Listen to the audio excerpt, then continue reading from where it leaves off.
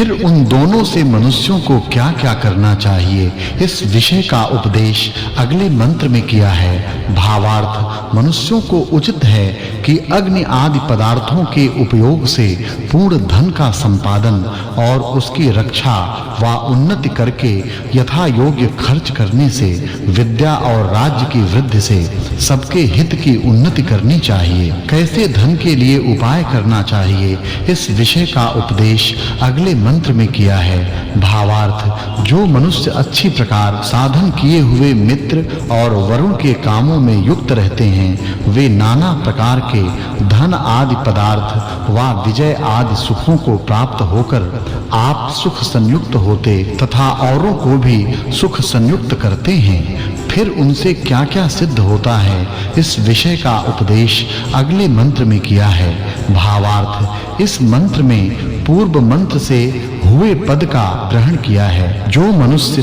शास्त्र से उत्तमता को प्राप्त हुई बुद्धियों से शिल्प आदि उत्तम व्यवहारों में उक्त इंद्र और वरुण को अच्छी रीति से युक्त करते हैं, वे ही इस संसार में सुख को फैलाते हैं। उक्त इंद्र और वरुण के यथा योग्य गुण कीर्तन करने की योग्यता का अगले मंत्र में प्रकाश किया है। भावार्थ, इस मंत्र में वाचक् लुप्तोपमा अलंकार है। मनुष्य को जिस पदार्थ के जैसे गुण हैं, उनको वैसे ही जानकर और उनसे सदैव उपकार ग्रहण करना चाहिए, इस प्रकार ईश्वर का उपदेश है।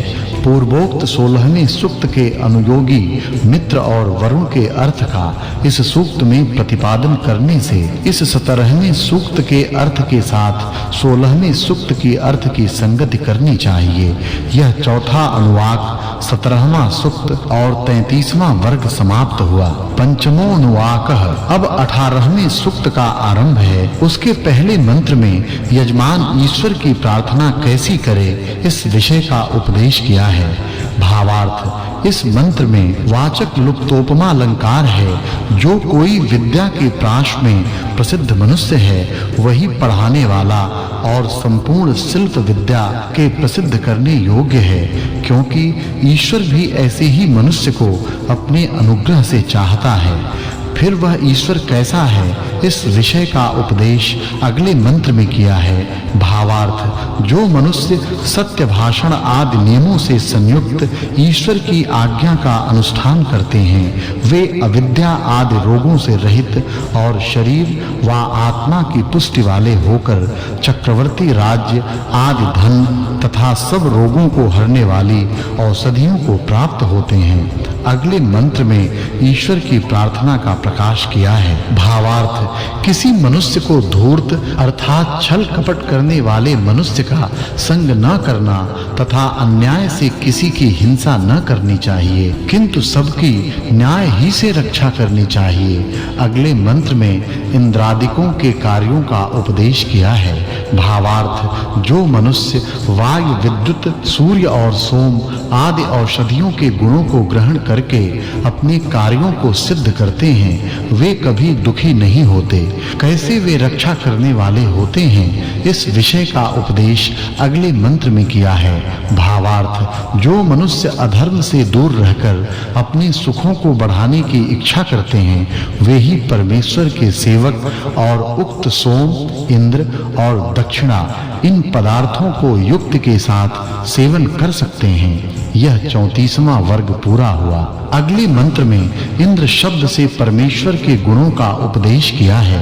भावार्थ, जो मनुष्य सर्वशक्तिमान, सबके अधिष्ठाता और सब आनंद के देने वाले परमेश्वर की उपासना करते हैं और उत्कृष्ट न्यायाधीश को प्राप्त होते हैं, वे ही सब शास्त्रों के बोध से प्रसिद्ध क्रियाओं से युक्त बुद्धियों को प्राप्त और पुरुषार्थी होकर विद्वान होते हैं।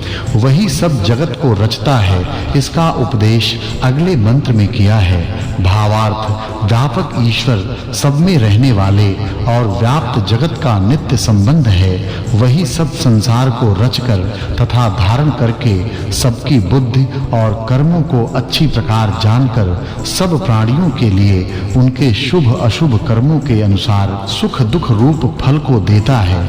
कभी ईश्वर को छोड़ के अपने आप स्वभाव मात्र से सिद्ध होने वाला अर्थात बाद जिसका कोई स्वामी न हो ऐसा संसार नहीं हो सकता, क्योंकि जड़ पदार्थों के अचेतन होने से यथा योग्य नियम के साथ उत्पन्न होने की योग्यता कभी नहीं होती। फिर वह यज्ञ कैसा है, इस विषय का उपदेश अगले मंत्र में किया है। भावार्थ, जिस कारण परमेश्वर सकल संसार को चाहता है, इससे सब पदार्थ परस्पर अपने-अपने संयोग से बढ़ते और ये पदार्थ क्रियामय यज्ञ और शिल्प विद्या में अच्छी प्रकार संयुक्त किए हुए बड़े-बड़े सुखों को उत्पन्न करते हैं। फिर वह यज्ञ कैसा है, इस विषय का उपदेश अगले मंत्र में किया है। भावार्थ, इस मंत्र में उपमा अलंकार है। जैसे मनुष्य सब जगह विस्तृत हुए सूर्यादि के प्रकाश को देखता है, वैसे ही सब जगह व्याप्त ज्ञान प्रकाश रूप परमेश्वर को जानकर सुख के विस्तार को प्राप्त होता है। इस मंत्र से सद सस्पतिम इस पद की अनुवृत्ति जाननी चाहिए। पूर्व 17वें सूक्त के अर्थ के साथ मित्र और वरुण के साथ अनुयोगी बृहस्पति आदि अर्थों के प्रतिपादन से इस 18वें सूक्त के अर्थ की संगति चाहिए। यह 18वां सूक्त और 35वां वर्ग पूरा हुआ। अब 19वें सूक्त का आरंभ है। उसके पहले मंत्र में अग्नि के गुणों का उपदेश किया है। भावार्थ, जो यह भौतिक अग्नि और प्रसिद्ध सूर्य विद्युत रूप से पवनों के साथ प्रदीप्त होता है, वह विद्वानों को प्रशंसनीय बुद्धि से हर एक क्रिया सिद्धि व सबकी रक्षा के लिए गुणों के विज्ञान पूर्वक उपदेश करना व सुनना चाहिए। अगले मंत्र में अग्नि शब्द से ईश्वर और भौतिक अग्नि के गुणों का उपदेश किया है। भावार्थ, परमेश्वर की सर्वोत्तमता से उसकी महिमा व कर्म अपार हैं, इससे उनका पार कोई नहीं पा सकता, किंतु जितनी जिसकी बुद्धि व विद्या है उसके अनुसार समाधि योग युक्त प्राणायाम से, जो कि अंतर्यामी रूप करके वेद और संसार में परमेश्वर ने अपनी रचना स्वरूप व गुण व जितने अग्नि आदि पदार्थ प्रकाशित किए हैं उतने ही जान सकता है, अधिक नहीं। अगले मंत्र में अग्नि शब्द से ईश्वर और भौतिक अग्नि के गुणों का उपदेश किया है। भावार्थ, जो विद्वान लोग अग्नि से आकर्षण व प्रकाश द्वारा तथा पवनों की चेष्टा द्वारा धारण किए हुए लोक हैं, उनको जानकर उनसे कार्यों में उपयोग लेना जानते हैं, वे ही अत्यंत सुखी होते हैं। फिर उक्त पवन किस प्रकार के हैं, इस विषय का उपदेश अगले मंत्र में किया है। भावार्थ, जितना बल वर्तमान है उतना वायु और विद्युत के सकाश से उत्पन्न होता है। ये वायु सब लोकों के धारण करने वाले हैं। इसके संयोग से बिजली व सूर्य आदि लोक प्रकाशित होते तथा धारण भी किए जाते हैं। इससे वायु के गुणों को जानना व उनसे उपकार ग्रहण करने से अनेक प्रकार के कार्य सिद्ध होते हैं। फिर भी उक्त वायु कैसे हैं, इस विषय का उपदेश अगले मंत्र में किया है। भावार्थ, जो यज्ञ के धूम से शोधे हुए पवन हैं, वे अच्छे राज्य के कराने वाले होकर रोग आदि दोषों का नाश करते हैं, और जो अशुद्ध अर्थात दुर्गंध आदि दोषों से भरे हुए हैं, वे सुखों का नाश करते हैं। इससे मनुष्यों को चाहिए कि अग्नि में होम द्वारा वायु की शुद्धि से अनेक प्रकार के सुखों को सिद्ध करें। यह 36वां वर्ग पूरा हुआ। फिर भी उक्त पवन कैसे हैं, इस विषय का उपदेश अगले मंत्र में किया है। भावार्थ, सब लोग परमेश्वर के प्रकाश से प्रकाशवान हैं, परंतु उसके रचे हुए सूर्य लोक की दीप्ति अर्थात प्रकाश से पृथ्वी और चंद्र लोक प्रकाशित होते हैं। उन अच्छे गुणों वालों के साथ रहने वाले अग्नि को सब कार्यों में संयुक्त करना चाहिए। फिर उक्त पवन किन कार्यों के हेतु होते हैं, इस विषय का उपदेश अगले मंत्र में किया है। भावार्थ, वायु के संयोग से ही वर्षा होती और जल के कण व रेणु अर्थात सब पदार्थों के अत्यंत छोटे-छोटे कण पृथ्वी से अंतरिक्ष को जाते तथा वहां से पृथ्वी को आते हैं। उनके साथ व उनके निमित्त से बिजली उत्पन्न होती और बादलों में छिप जाती है। ये ही प्रकाश आदि गुणों का विस्तार करते हैं, इस विषय का उपदेश अगले मंत्र में किया है। भावार्थ, इन पवनों की व्याप्ति से सब पदार्थ बढ़कर बल देने वाले होते हैं। इससे मनुष्यों को वायु और अग्नि के योग से अनेक प्रकार के कार्यों की सिद्धि करनी चाहिए। फिर उनसे क्या सिद्ध करना चाहिए, इस विषय का उपदेश अगले मंत्र में किया है। भावार्थ, विद्वान लोग जिन वायु, अग्नि आदि पदार्थों के अनुयोग से सब शिल्प क्रिया रूपी यज्ञ को सिद्ध करते हैं, उन्हीं पदार्थों से सब मनुष्यों को सब कार्य सिद्ध करना चाहिए। 18वें सूक्त में कहे हुए बृहस्पति आदि पदार्थों के साथ इस सूक्त से जिन अग्नि व वायु का प्रतिपाद है, उनकी विद्या की एकता होने से इस 29वें सूक्त की संगति जाननी चाहिए। इस अध्याय में अग्नि और वायु आदि पदार्थों की विद्या के उपयोग के लिए प्रतिपादन करता और पवनों के साथ रहने वाले अग्नि का प्रकाश करता हुआ परमेश्वर अध्याय की समाप्ति को प्रकाशित करता है। यह प्रथम अष्टक के प्रथम अध्याय 19वां सूक्त और 37वां वर्ग समाप्त हुआ। अथ द्वितीयोध्यायः, अब दूसरे अध्याय का प्रारंभ है। उसके पहले मंत्र में ऋभु की स्तुति का प्रकाश किया है। भावार्थ, इस मंत्र में पुनर्जन्म का विधान जानना चाहिए। मनुष्य जैसे कर्म किया करते हैं, वैसे ही जन्म और भोग उनको प्राप्त होते हैं। फिर वे विद्वान कैसे हैं, इस विषय का उपदेश अगले मंत्र में किया है। भावार्थ, जो विद्वान पदार्थों के संयोग व वियोग से धारण, आकर्षण व वेगादि गुणों को जानकर क्रियाओं के शिल्प व्यवहार आदि यज्ञ को सिद्ध करते हैं, वे ही उत्तम ऐश्वर्य को प्राप्त होते हैं। वे उक्त विद्वान किससे क्या-क्या सिद्ध करें, इस विषय का उपदेश अगले मंत्र में किया है। भावार्थ, जो मनुष्य अंग, उपांग और उपवेदों के साथ वेदों को पढ़कर उनसे प्राप्त हुए विज्ञान से अग्नि आदि पदार्थों के गुणों को जानकर काल यंत्रों से सिद्ध होने वाले विमान आदि रथों में संयुक्त करके उनको किया करते हैं, वे कभी दुख और दरिद्रता आदि दोषों को नहीं देखते। फिर वे विद्वान कैसे हैं, इस विषय का उपदेश अगले मंत्र में किया है। भावार्थ, जो आलस्य को छोड़े हुए सत्य में प्रीति रखने और सरल बुद्धि वाले मनुष्य हैं, वे ही अग्नि और जल आदि पदार्थों से उपकार लेने को समर्थ हो सकते हैं। फिर ये किससे क्या करें, इस विषय का उपदेश अगले मंत्र में किया है। भावार्थ, जो विद्वान लोग जब वायु और विद्युत का आलंब लेकर सूर्य की किरणों के समान आग्नेयादि अस्त्र, असि आदि शस्त्र और विमान आदि यानों को सिद्ध करते हैं, तब वे शत्रुओं को जीत राजा होकर सुखी होते हैं। यह पहला वर्ग समाप्त हुआ।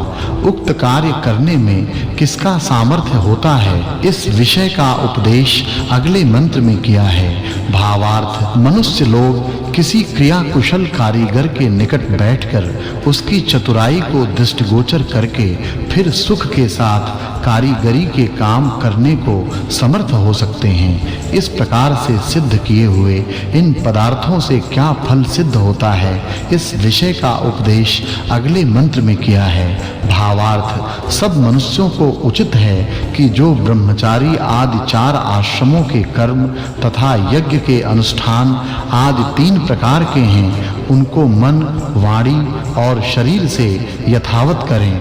इस प्रकार मिलकर 7 कर्म होते हैं। उनके संग, उपदेश और विद्या से रत्नों को प्राप्त होकर सुखी होते हैं। वे एक-एक कर्म को सिद्ध व समाप्त करके दूसरे का आरंभ करें। इस क्रम से शांति और पुरुषार्थ से सब कर्मों का सेवन करते रहें। वे उक्त कर्म को करके किसको प्राप्त होते हैं, इस विषय का उपदेश अगले मंत्र में किया है। भावार्थ, मनुष्यों को योग्य योग्य है कि अच्छे कर्म व विद्वानों की संगति तथा पूर्वोक्त यज्ञ के अनुष्ठान के द्वारा व्यवहार सुख से लेकर मोक्ष पर्यंत सुख की प्राप्ति करनी चाहिए।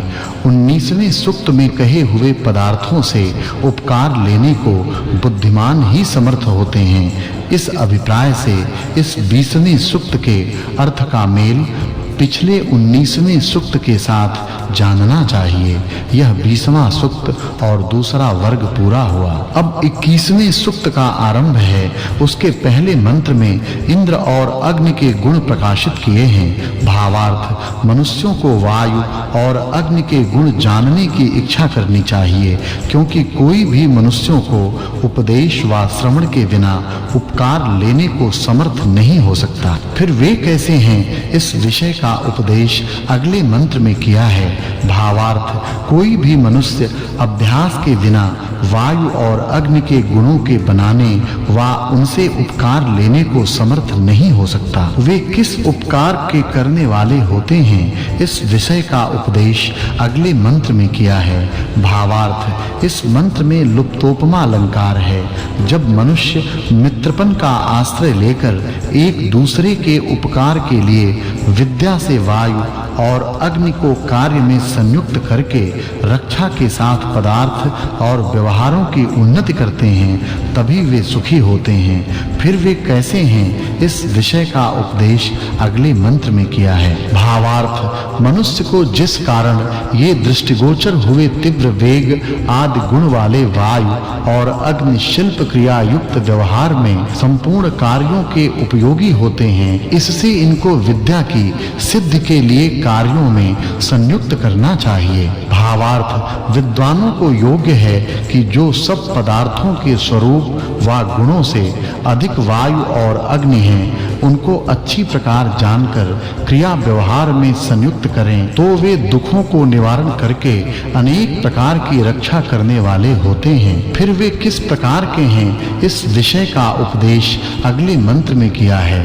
भावार्थ, जो नित्य पदार्थ हैं, उनके गुण भी नित्य हैं। जो शरीर में व बाहर रहने वाले प्राण वायु तथा बिजली हैं, वे अच्छी प्रकार सेवन किए हुए चेतनता कराने वाले होकर सुख देने वाले होते हैं। 20वें सूक्त में कहे हुए बुद्धिमानों की पदार्थ विद्या की सिद्धि के वायु और अग्नि मुख्य हेतु होते हैं। इस अभिप्राय के जानने से पूर्वोक्त 20वें सूक्त अर्थ के साथ इस 21वें सूक्त के अर्थ का मेल जानना चाहिए। यह 21वां सूक्त और तीसरा वर्ग समाप्त हुआ। अब 22वें सूक्त का आरंभ है। इसके पहले मंत्र में अश्विनों के गुण का उपदेश किया है। भावार्थ, शिल्प कार्यों की सिद्धि करने की इच्छा करने वाले मनुष्यों को चाहिए कि उसमें भूमि और अग्नि को पहले ग्रहण करें, क्योंकि इनके बिना विमान आदि यानों की सिद्धि व गमन का संभव नहीं हो सकता। फिर वे किस प्रकार के हैं, इस विषय का उपदेश अगले मंत्र में किया है। भावार्थ, जो मनुष्यों के लिए अत्यंत सिद्ध कराने वाले अग्नि और जल हैं, वे शिल्प विद्या में संयुक्त किए हुए कार्य सिद्धि के हेतु होते हैं। ये क्रिया में किनसे संयुक्त हो सकते हैं, इस विषय का उपदेश अगले मंत्र में किया है। भावार्थ, उपदेश के बिना किसी मनुष्य को ज्ञान की वृद्धि कुछ भी नहीं हो सकती। इसे सब मनुष्यों को उत्तम विद्या का उपदेश तथा श्रवण निरंतर करना चाहिए। इसको करके अश्वियों के योग से क्या होता है, इस विषय का उपदेश अगले मंत्र में किया है। भावार्थ, हे मनुष्यों, जिस कारण अग्नि और जल के वेग से युक्त किया हुआ रथ अति दूर स्थानों में भी शीघ्र पहुंचाता है, इससे तुम लोगों को भी इस शिल्प विद्या का अनुष्ठान निरंतर करना चाहिए। अगले मंत्र में परम ऐश्वर्य कराने वाले परमेश्वर का प्रकाश किया है। भावार्थ, मनुष्यों के द्वारा चेतनमय सब जगह प्राप्त होने और निरंतर पूजन करने योग्य प्रीति का एक पूज्य और सब ऐश्वर्यों का देने वाला परमेश्वर है। वही निरंतर उपासना के योग्य है। इस विषय के बिना कोई दूसरा पदार्थ उपासना के योग्य नहीं है। यह चौथा वर्ग पूरा हुआ। फिर उस परमेश्वर की स्तुति करनी चाहिए। इस विषय का उपदेश अगले मंत्र में किया है।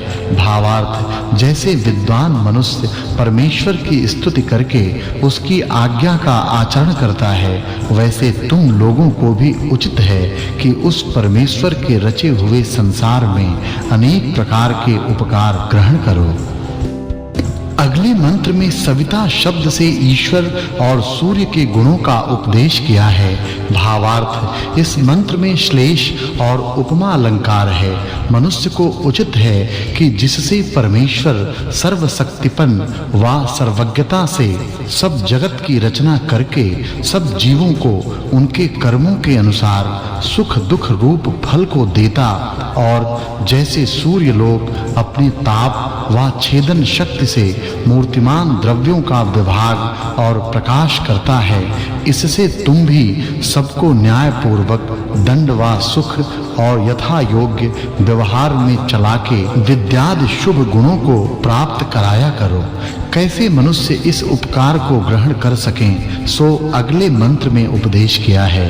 भावार्थ, इस मंत्र में श्लेषालंकार है। मनुष्यों को परस्पर मित्र भाव के बिना कभी सुख नहीं हो सकता। इससे सब मनुष्यों को योग्य है कि एक दूसरे के साथी होकर जगदीश्वर व अग्निमय सूर्यादि का उपदेश कर व सुनकर उनके सुखों के लिए सदा उपकार ग्रहण करें। फिर अगले मंत्र में अग्नि के गुणों का उपदेश किया है। भावार्थ, विद्वानों को उचित है कि जो बिजली, प्रसिद्ध अग्नि और सूर्य रूप से 3 प्रकार का भौतिक अग्नि शिल्प विद्या की सिद्धि के लिए पृथ्वी आदि पदार्थों के सामर्थ्य प्रकाश करने में मुख्य हेतु है, उसी को स्वीकार करें और इस शिल्प विद्या रूपी यज्ञ में पृथ्वी आदि पदार्थों के सामर्थ्य का पत्नी नाम विधान है, उसको जानें। वे कौन-कौन देव पत्नी हैं, इस विषय का उपदेश अगले मंत्र में किया है। भावार्थ, विद्वानों को इस संसार में मनुष्य जन्म पाकर वेद द्वारा सब विद्या प्रत्यक्ष करनी चाहिए, क्योंकि कोई भी विद्या पदार्थों के गुण और स्वभाव को प्रत्यक्ष किए बिना सफल नहीं हो सकती। यह 5वां वर्ग पूरा हुआ। अब विद्वानों की स्त्रियां भी उक्त कार्यों को करें, इस विषय का उपदेश अगले मंत्र में किया है। फिर वे कैसी देव पत्नी हैं, इस विषय का उपदेश अगले मंत्र में किया है। भावार्थ, इस मंत्र में वाचक् लुप्तोपमा अलंकार है। मनुष्यों को उचित है कि ईश्वर के बनाए हुए पदार्थों के आश्रय से अविनाशी निरंतर सुख की प्राप्ति के लिए उद्योग करके परस्पर प्रसन्नता युक्त स्त्री और पुरुष का विवाह करें, क्योंकि तुल्य स्त्री पुरुष और पुरुषार्थ के बिना किसी मनुष्य को कुछ भी ठीक-ठीक सुख का संभव नहीं हो सकता। शिल्प विद्या में भूमि और अग्नि मुख्य साधन हैं। इस विषय का उपदेश अगले मंत्र में किया है। भावार्थ, द्यौः, यह नाम प्रकाशमान लोकों का उपलक्षण अर्थात जो जिसका नाम उच्चारण किया हो वह उसके समतुल्य सब पदार्थों के ग्रहण करने में होता है, तथा पृथ्वी यह बिना प्रकाश वाले लोकों का है। मनुष्य को इनसे प्रयत्न के साथ सब उपकारों को ग्रहण करके उत्तम सुखों को सिद्ध करना चाहिए। उक्त 2 प्रकार के लोकों से क्या-क्या करना चाहिए, इस विषय का उपदेश अगले मंत्र में किया है। भावार्थ, विद्वानों को पृथ्वी आदि पदार्थों से विमान आदि यान बनाकर उनकी कलाओं में जल और अग्नि के प्रयोग से भूमि, समुद्र और आकाश में जाना आना चाहिए। यह भूमि किस लिए है, इस विषय का उपदेश अगले मंत्र में किया है। भावार्थ, मनुष्यों को योग्य है कि यह भूमि ही सब मूर्तिमान पदार्थों के रहने की जगह और अनेक प्रकार के सुखों की कराने वाली और बहुरत्नों को प्राप्त कराने वाली होती है, ऐसा ज्ञान करें। यह खष्ट वर्ग समाप्त हुआ।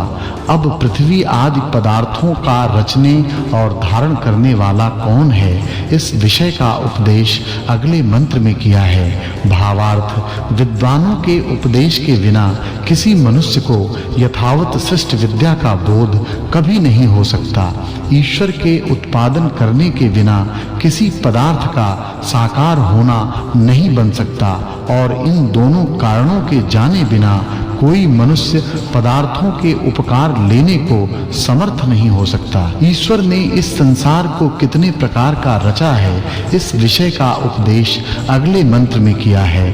भावार्थ, परमेश्वर ने इस संसार में 3 प्रकार का जगत रचा है, अर्थात एक पृथ्वी रूप, दूसरा अंतरिक्ष आकाश में रहने वाला त्रसरेणु रूप और तीसरा प्रकाशमय सूर्य आदि लोक 3 आधार रूप हैं। इनमें से आकाश में वायु के आधार से रहने वाला जो कारण रूप है, वही पृथ्वी और सूर्य आदि लोकों का बढ़ाने वाला है और इस जगत को ईश्वर के बिना कोई बनाने को समर्थ नहीं हो सकता, क्योंकि किसी का ऐसा सामर्थ्य ही नहीं। फिर वह सर्वव्यापक जगदीश्वर क्या-क्या करता है, इस विषय का उपदेश अगले मंत्र में किया है। भावार्थ, ईश्वर के धारण के बिना किसी पदार्थ की स्थिति संभव नहीं हो सकती, उसकी रक्षा के बिना किसी के व्यवहार की सिद्धि भी नहीं हो सकती। फिर व्यापक परमेश्वर के किए हुए कर्म मनुष्य नित्य देखें, इस विषय का उपदेश अगले मंत्र में किया है। भावार्थ, क्योंकि सबके मित्र जगदीश्वर ने पृथ्वी आदि लोक तथा जीवों के साधन सहित शरीर रचे हैं, इसी से सब प्राणी अपने-अपने कार्यों के करने को समर्थ होते हैं। वह ब्रह्म कैसा है, इस विषय का उपदेश अगले मंत्र में किया है। भावार्थ, इस मंत्र में उपमा अलंकार है। जैसे प्राणी सूर्य के प्रकाश में शुद्ध नेत्रों से मूर्तिमान पदार्थों को देखते हैं, वैसे ही विद्वान लोग निर्मल विज्ञान से विद्या व श्रेष्ठ विचार युक्त शुद्ध अपने आत्मा में जगदीश्वर को सब आनंदों से युक्त और प्राप्त होने योग्य मोक्ष पद को देखकर प्राप्त होते हैं। इसी की प्राप्ति के बिना कोई मनुष्य सब सुखों को प्राप्त होने में समर्थ नहीं हो सकता। इससे इसकी प्राप्ति के निमित्त सब मनुष्यों को निरंतर यत्न करना चाहिए। कैसे मनुष्य उक्त पद को प्राप्त होने योग्य है, इस विषय का उपदेश अगले मंत्र में किया है।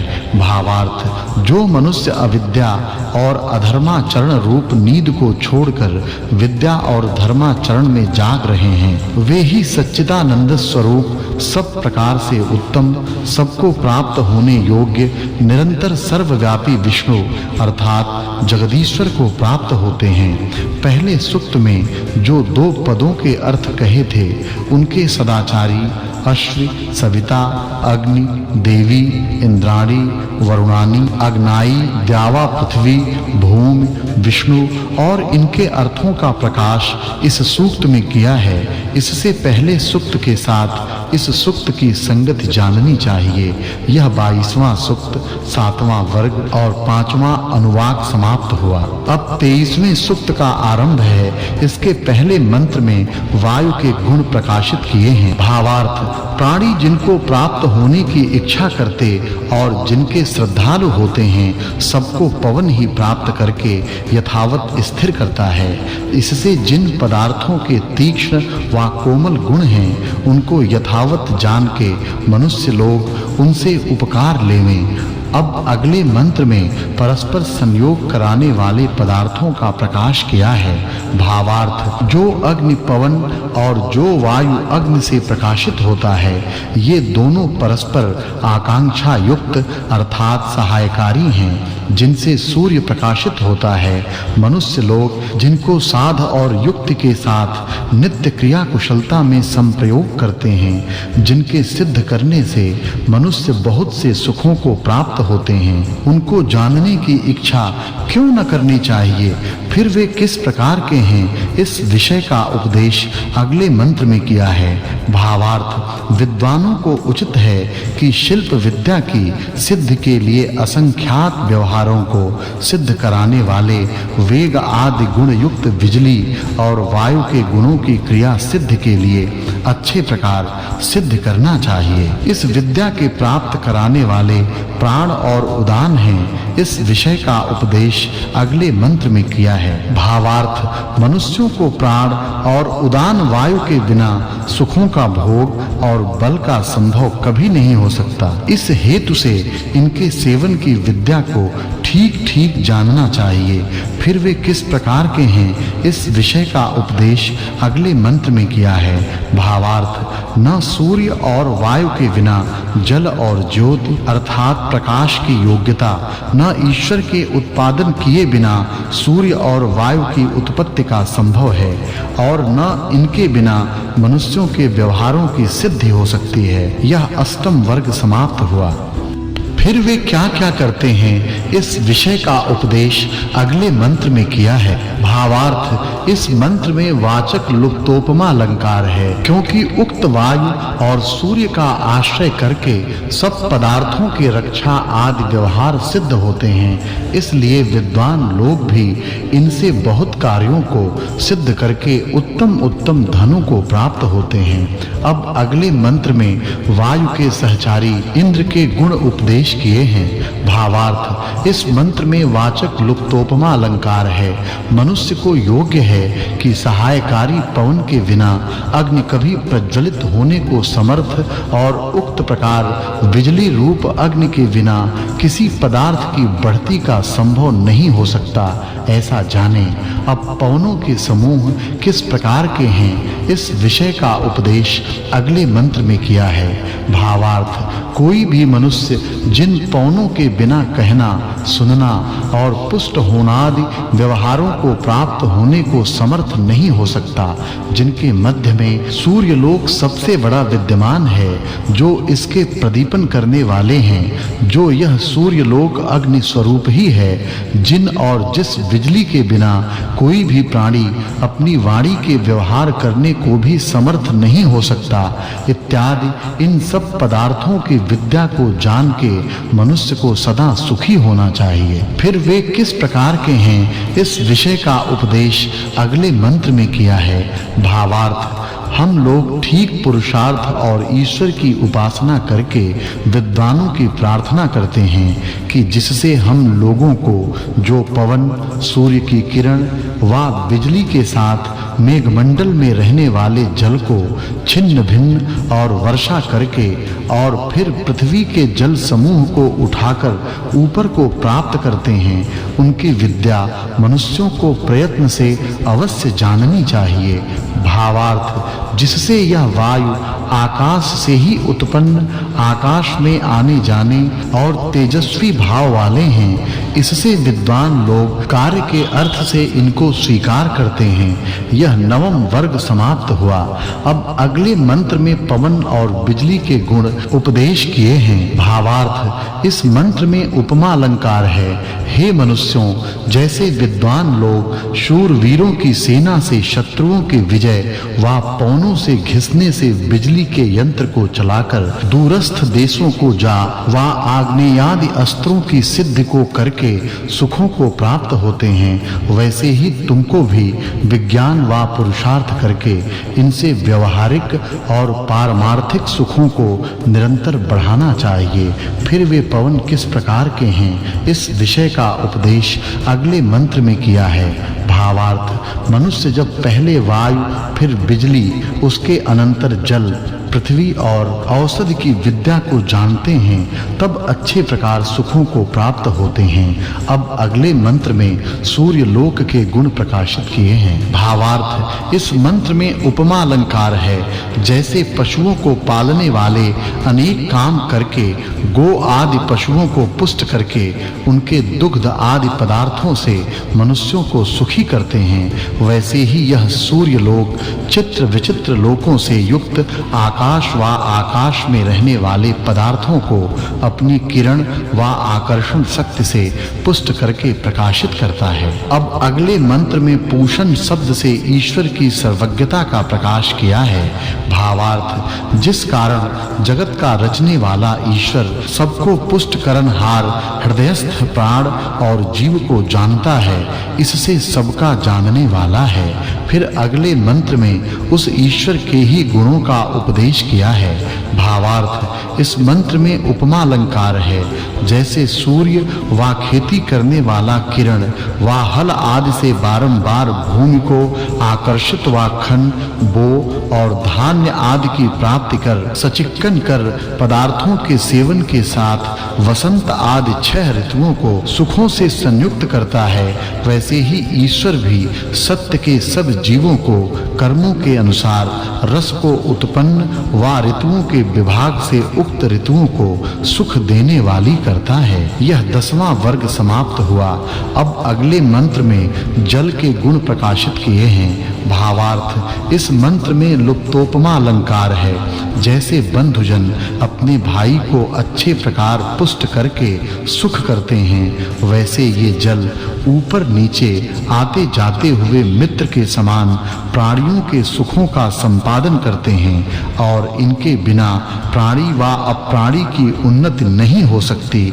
इससे ये रस की उत्पत्ति के द्वारा सब प्राणियों का माता-पिता के तुल्य पालन करते हैं। फिर वे जल से कैसे हैं, इस विषय का उपदेश अगले मंत्र में किया है।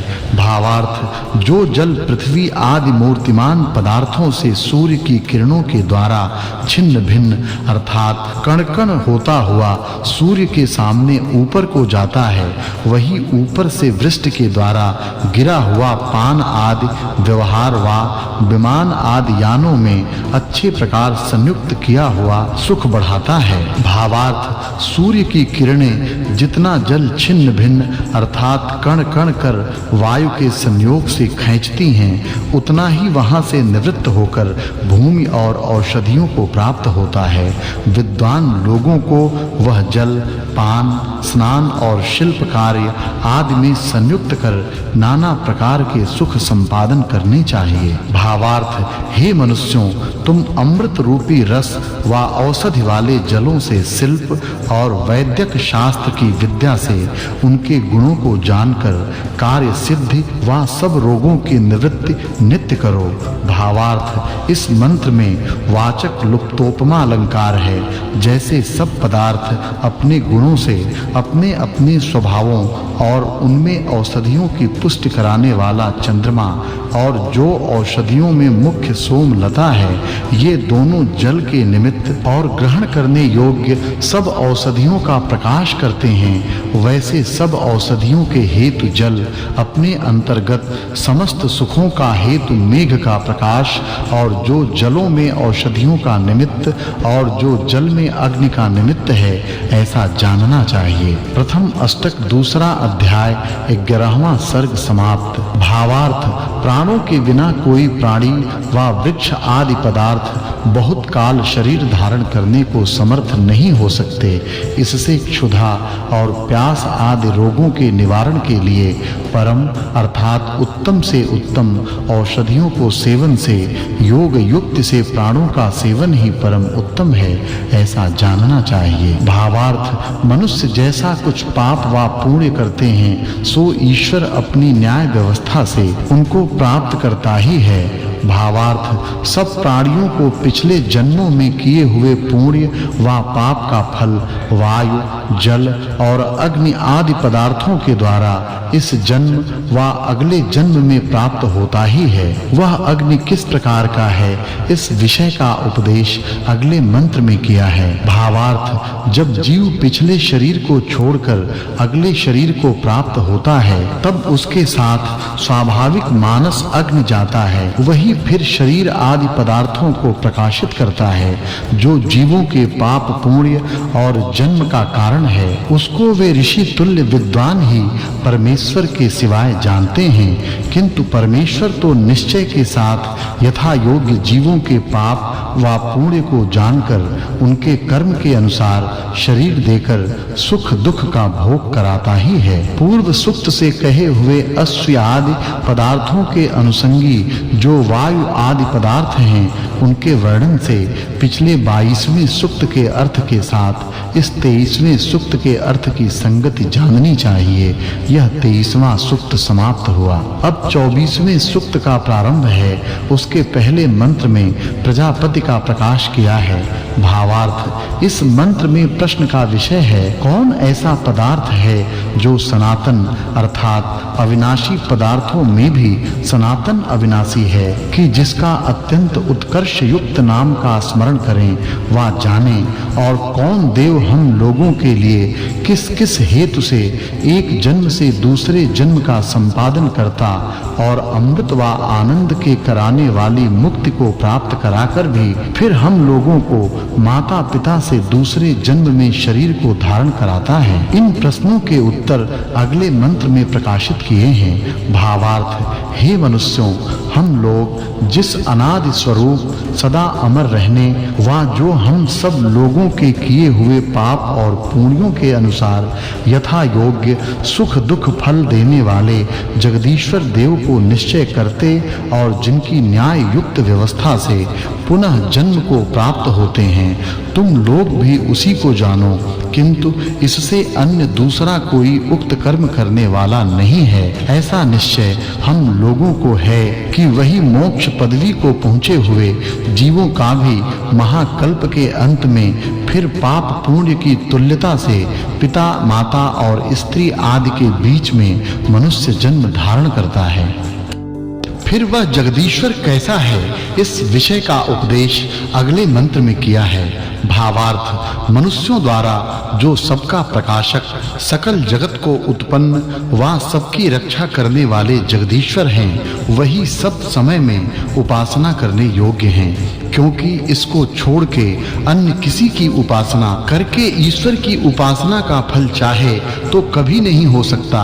इससे इसकी उपासना के विषय में कोई भी मनुष्य किसी दूसरे पदार्थ का स्थान कभी न करे। फिर भी अगले मंत्र में परमेश्वर ने अपना ही प्रकाश किया है। भावार्थ, यहाँ वाचक् लुप्तोपमा अलंकार है। जैसे मैं ईश्वर सबके निंदक मनुष्य के लिए दुख और स्तुति करने वाले के लिए सुख देता हूँ, वैसे तुम भी सदा किया करो। फिर अगले मंत्र में परमेश्वर ही का प्रकाश किया है।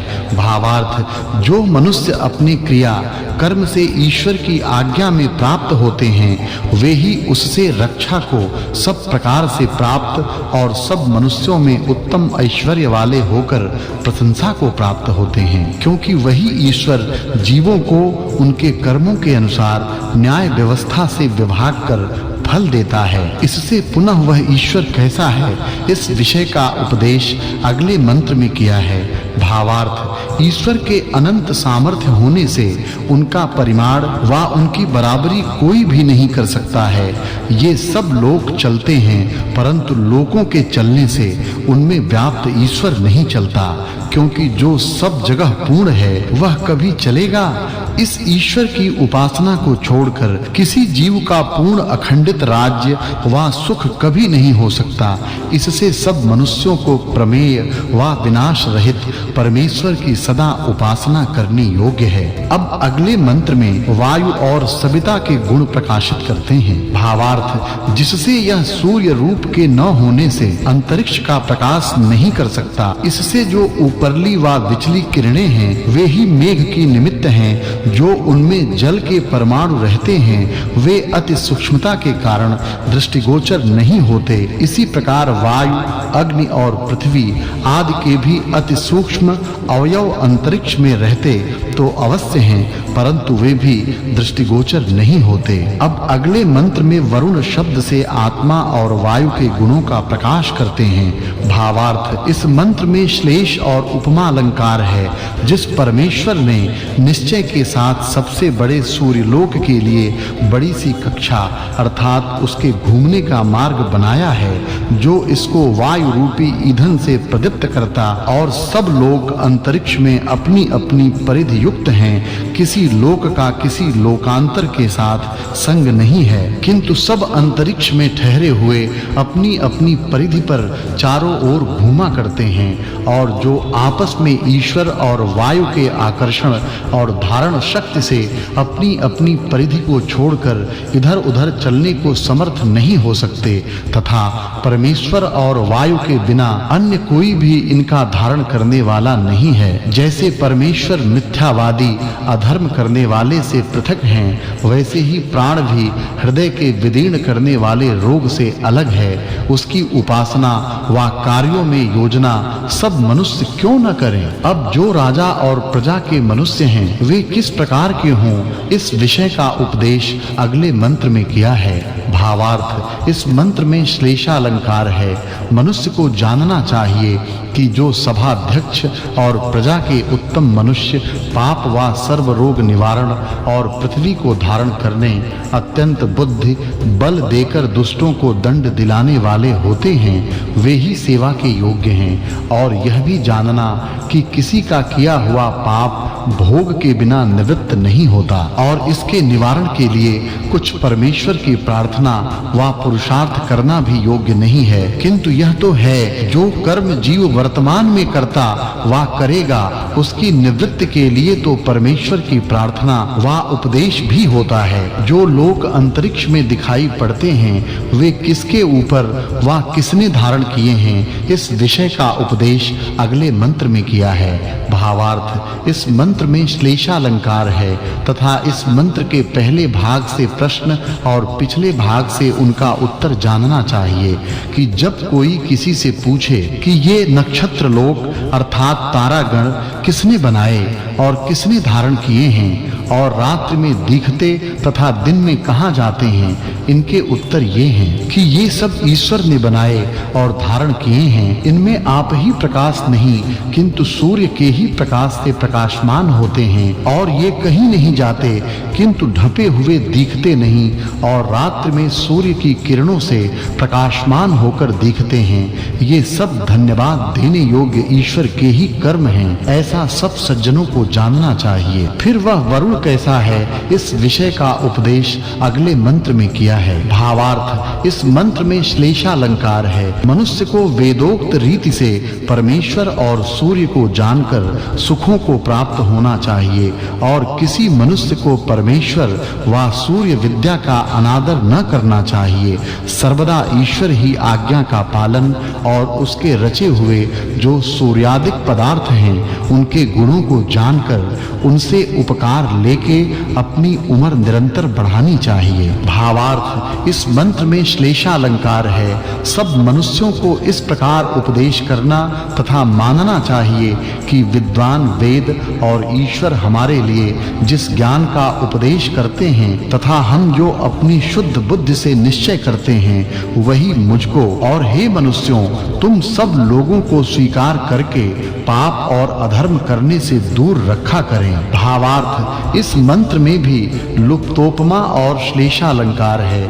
परमेश्वर ने जिस जिस गुण वाले जो पदार्थ बनाए हैं, उन पदार्थों के गुणों को यथावत जानकर इनको कर्म, उपासना और ज्ञान में नियुक्त करे। जैसे परमेश्वर न्याय अर्थात न्याय युक्त कर्म करता है, वैसे ही हम लोगों को भी कर्म नियम के साथ नियुक्त कर जो बंधनों के करने वाले पापात्मक कर्म हैं, उनको दूर से ही छोड़कर पुण्य रूप कर्मों का सदा सेवन करना चाहिए। भावार्थ जिन मनुष्यों ने परमेश्वर के रचे हुए संसार में पदार्थों के प्रकट किए हुए बोध से किए हुए पाप कर्मों को फल से शिथिल कर दिया वैसा अनुष्ठान करें। जैसे अज्ञानी पुरुष को पाप फल दुखी करते हैं वैसे ही ज्ञानी पुरुष को दुख नहीं दे सकते। फिर भी अगले मंत्र में वरुण शब्द ही का प्रकाश किया है। भावार्थ, जो ईश्वर की आज्ञा को यथावत नित्य पालन करते हैं वे ही पवित्र और सब दुख बंधनों से अलग होकर सुखों को निरंतर प्राप्त होते हैं। 23वें सूक्त में कहे हुए वायु आदि अर्थों के अनुकूल प्रजापति आदि अर्थों के कहने से इस 24वें सूक्त की उस उक्त के अर्थ के साथ संगति जाननी चाहिए। प्रथमाष्टक के प्रथम अध्याय में यह 15वां वर्ग तथा प्रथम मंडल के खष्टानुवाक में 24वां सूक्त समाप्त हुआ। अब 25वें सूक्त का आरंभ है। उसके पहले मंत्र में परमेश्वर ने दृष्टांत के साथ अपनी प्रार्थना को प्रकाश किया है। भावार्थ, इस मंत्र में उपमा अलंकार है।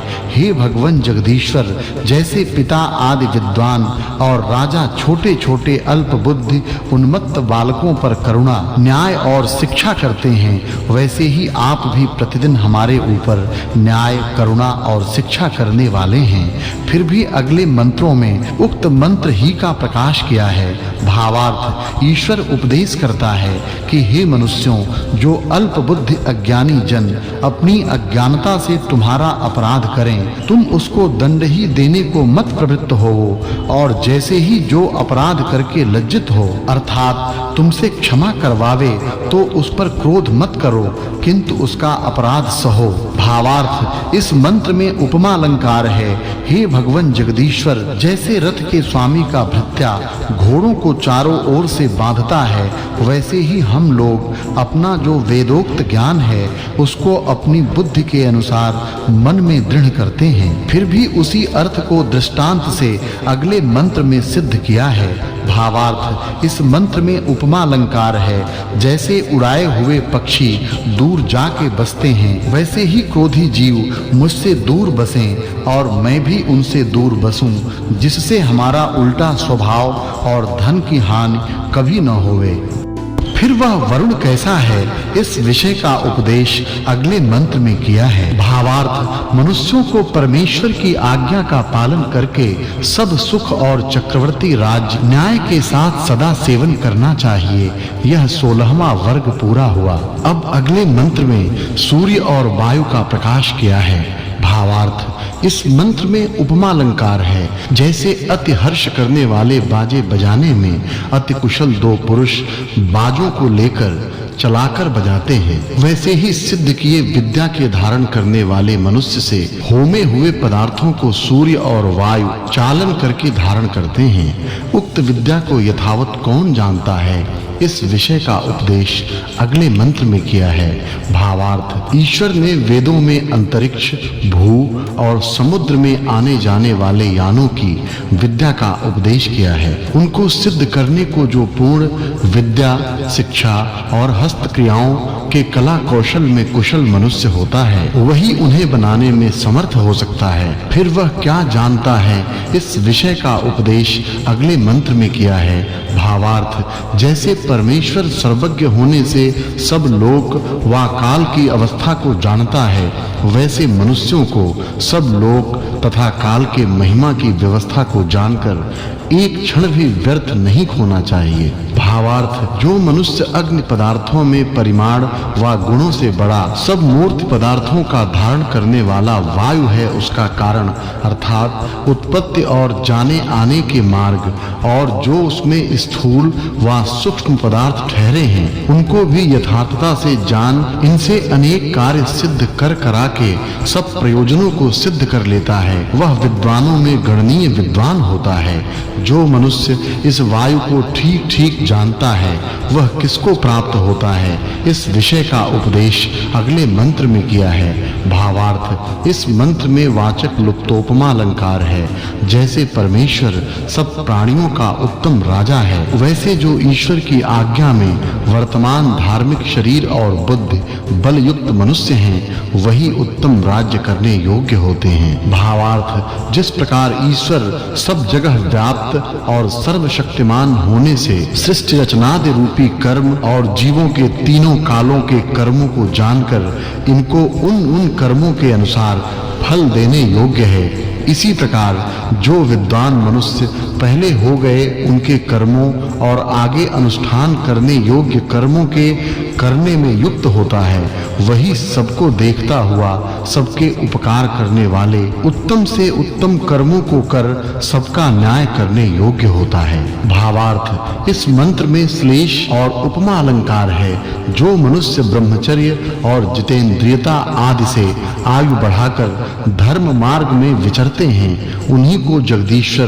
अनुग्रहित कर आनंद युक्त करता है। जैसे प्राण और सूर्य अपने बल और तेज से ऊंचे नीचे स्थानों को प्रकाशित कर प्राणियों को सुख के मार्ग से युक्त करके उचित समय पर दिन रात आदि सब काल विभागों को अच्छे प्रकार सिद्ध करते हैं, वैसे ही अपने आत्मा, शरीर और सेना के बल से न्यायाधीश मनुष्य धर्म युक्त छोटे, मध्यम और बड़े कर्मों के प्रचार से अधर्म युक्त को छुड़ा उत्तम और नीच मनुष्यों का विभाग सदा किया करते हैं। फिर वह वरुण किस प्रकार का है, इस विषय का उपदेश अगले मंत्र में किया है। भावार्थ, इस मंत्र में श्लेषालंकार है। जैसे वायु बल का करणहारा होने से सब अग्नि आदि स्थूल और सूक्ष्म पदार्थों को धर के आकाश में गमन और आगमन करता हुआ चलता, और जैसे सूर्य लोक भी स्वयं प्रकाश रूप होने से रात्रि को निवारण कर अपने प्रकाश से सबको प्रकाशता है, वैसे विद्वान लोग भी विद्या और उत्तम शिक्षा के बल से सब मनुष्यों को धारण कर धर्म में चलकर अन्य सब मनुष्यों को चलाया करें। भावार्थ, इस मंत्र में श्लेषालंकार है। जो हिंसक, परद्रोही, अभिमान युक्त जन हैं, वे अज्ञानपन से परमेश्वर व विद्वानों के गुणों को जानकर उनसे उपकार लेने को समर्थ नहीं हो सकते। इसलिए सब मनुष्यों को योग्य है कि उनके गुण, कर्म और स्वभाव का सदैव ग्रहण करें। भावार्थ, जिस सृष्टि करने वाले अंतर्यामी जगदीश्वर ने परोपकार व जीवों को उनके कर्म के अनुसार भोग कराने के लिए संपूर्ण जगत कल्प कल्प में रचा है, जिसकी सृष्टि में पदार्थों के बाहर भीतर चलने वाला वायु सब कर्मों का हेतु है, और विद्वान लोग विद्या का प्रकाश और अविद्या का हनन करने वाले प्रयत्न कर रहे हैं। इसलिए इस परमेश्वर के धन्यवाद के योग्य कर्म सब मनुष्यों को जानने चाहिए। भावार्थ, इस मंत्र में उपमा अलंकार है। मनुष्य को ऐसा निश्चय करना चाहिए कि जैसे गौ आदि पशु अपने-अपने वेग के अनुसार दौड़ते हुए चाहे हुए स्थान को पहुंचकर थक जाते हैं, वैसे ही मनुष्य अपनी बुद्धि बल के अनुसार परमेश्वर, वायु और सूर्य आदि पदार्थों के गुणों को जानकर थक जाते हैं। किसी मनुष्य की बुद्धि व शरीर का वेग ऐसा नहीं हो सकता कि जिसका अंत न हो सके। जैसे पक्षी अपने-अपने बल के अनुसार आकाश को जाते हुए आकाश का पार कोई भी नहीं पाता, इसी प्रकार कोई मनुष्य विद्या विषय के अंत होने को समर्थ नहीं हो सकता। मनुष्यों को यथा योग्य विद्या किस प्रकार प्राप्त होनी चाहिए, इस विषय का उपदेश अगले मंत्र में किया है। भावार्थ, इस मंत्र में उपमा अलंकार है। जैसे यज्ञ कराने और करने वाले प्रीति के साथ मिलकर यज्ञ को सिद्ध कर पूर्ण करते हैं, वैसे ही गुरु शिष्य मिलकर सब विद्याओं का प्रकाश करें। सब मनुष्यों को इस बात की चाहना निरंतर रखनी चाहिए कि जिससे हमारी विद्या की वृद्धि प्रतिदिन होती रहे। फिर भी वे क्या-क्या करें, इस विषय का प्रकाश अगले मंत्र में किया है। भावार्थ, जिससे क्षमा आदि गुणों से युक्त मनुष्यों को यह जानना योग्य है कि प्रश्न और उत्तर के व्यवहार किए बिना परमेश्वर को जानने और शिल्प विद्या सिद्ध विमान आदि रथों को कभी बनाने को शक्य नहीं, और जो उनमें उत्तम गुण है उनके जानने के लिए सदैव प्रयत्न करना चाहिए। फिर वह कैसा है, इस विषय का उपदेश अगले मंत्र में किया है। भावार्थ, जैसे परमात्मा जो उपासकों द्वारा निश्चय से सत्य भाव और प्रेम के साथ की हुई स्तुतियों को अपने सर्वज्ञपन से यथावत सुनकर उनके अनुकूल स्तुति करने वालों को सुख देता है, वैसे ही विद्वान लोग भी धार्मिक मनुष्यों की योग्यता प्रशंसा को सुन सुखयुक्त किया करें। फिर वह परमात्मा कैसा है, इस विषय का उपदेश अगले मंत्र में किया है। भावार्थ, इस मंत्र में वाचक् लुप्तोपमा अलंकार है। जैसे परब्रह्म ने इस संसार के दो भेद किए हैं, एक प्रकाश वाला सूर्य आदि और दूसरा प्रकाश रहित पृथ्वी आदि लोक, जो इनकी उत्पत्ति व विनाश का निमित्त कारण काल है, उसमें सदा एक सा रहने वाला परमेश्वर सब प्राणियों के संकल्प से उत्पन्न हुई बातों का भी श्रवण करता है। इससे कभी अधर्म के अनुष्ठान की कल्पना भी मनुष्य को नहीं करनी चाहिए। वैसे इस शिष्ट क्रम को जानकर मनुष्य को ठीक-ठीक वर्तना चाहिए। भावार्थ, जैसे धार्मिक परोपकारी विद्वान होकर ईश्वर की प्रार्थना करते हैं, जगदीश्वर उनके सब दुख बंधनों को छुड़ाकर सुखयुक्त करता है, वैसे ही कर्म हम लोगों को क्या न करने चाहिए। 24वें सूक्त में कहे हुए प्रजापति आदि अर्थों के बीच जो वरुण शब्द है, उनके अर्थ को इस 25वें सूक्त में कहने से इस सूक्त के अर्थ की संगति पहले सूक्त के अर्थ के साथ जाननी चाहिए।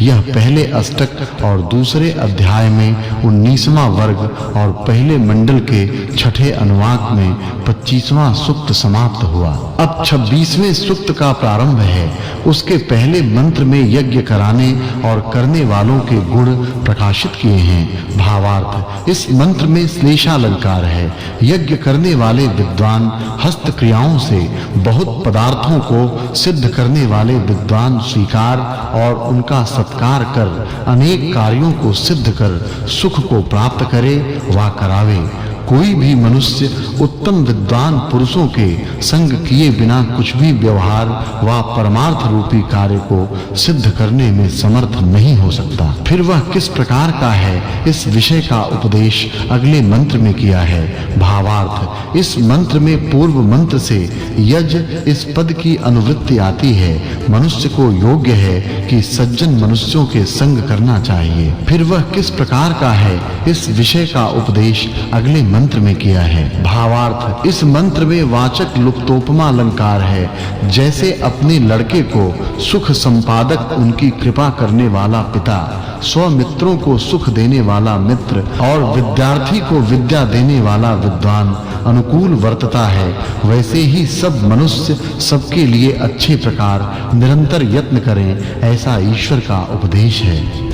फिर वे कैसे वर्तें, इस विषय का उपदेश अगले मंत्र में किया है। भावार्थ, इस मंत्र में उपमा अलंकार है। जैसे सभ्यता पूर्वक सभा चतुर मनुष्य सभा में वर्ते, वैसे ही सब मनुष्यों को सब दिन वर्तना चाहिए। फिर वह कैसे वर्ते, इस विषय का उपदेश अगले मंत्र में किया है। भावार्थ, मनुष्यों को उचित है कि सब मनुष्यों में मित्रता रखकर उत्तम शिक्षा और विद्या को पढ़ सुन और विचार के विद्वान होवे। यह 20वां वर्ग पूरा हुआ। फिर यज्ञ आदि करने कराने वाले हम लोगों को क्या करना चाहिए, इस विषय का उपदेश अगले मंत्र में किया है। भावार्थ, यहाँ वाचक् लुप्तोपमा अलंकार है। इस संसार में जितने प्रत्यक्ष व अप्रत्यक्ष पदार्थ हैं, वे सब अनादि अति विस्तार वाले कारण से उत्पन्न हैं, ऐसा जानना चाहिए। फिर हम लोगों को परस्पर किस प्रकार वर्तना चाहिए, इस विषय का उपदेश अगले मंत्र में किया है। भावार्थ, जैसे हम लोग सबके साथ मित्र भाव से वर्तते हैं और ये सब लोग हम लोगों के साथ मित्र भाव और प्रीति से वर्तते हैं, वैसे आप लोग भी वर्तें। फिर वे कैसे वर्तें, इस विषय का उपदेश अगले मंत्र में किया है। भावार्थ, इस मंत्र में लुप्तोपमा अलंकार है।